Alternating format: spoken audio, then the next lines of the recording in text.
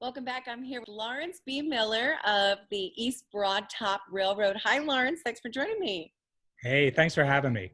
Yeah, so you guys have some really exciting things happening in southern Huntington County. Starting off tonight, tell me about it. So this weekend, we are celebrating the 60th anniversary of tourist railroad service at the East Broad Top Railroad, which, as you say, is in southern Huntington County in Rock Hill Furnace and Orbezonia.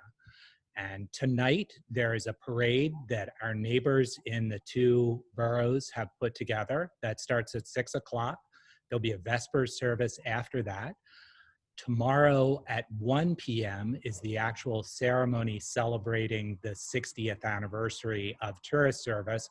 What's going to be great about this is in 1960, on August 13th, 1960, when the railroad reopened as a tourist railroad, the owner's daughter, Millie Kowalczyk, who was then a teenager, came and broke a bottle of ginger ale over the coupler of locomotive number 12 to inaugurate tourist service on the railroad. And she is coming back to break a bottle of something. We may not be able to find ginger ale in a bottle that will break, but we're gonna try. She's gonna break a bottle of something over the coupler of the 12 to sort of celebrate the East Broad Top's reopening as a tourist railroad. This is our first public event since the railroad was purchased by a new nonprofit foundation in February. You had told me before we spoke that in 2011, the railroad kind of closed down. Yeah, so the railroad was built from 1872 to 1874, hauled coal for much of its life. In 1956, the coal mines it served closed down, and it was sold to a scrap dealer, Nick Kowalczyk. And in 1960, when the town of Orbezonia was celebrating its bicentennial, Mr. Kowalczyk decided that he would try running tourist trains. And that was the beginning of tourist service here, and it lasted up through the end of 2011. And now we will restart next year with regular tourist trains. And one of our steam locomotives, we have two steam locomotives that are currently torn down for repairs so that they can be safely operated.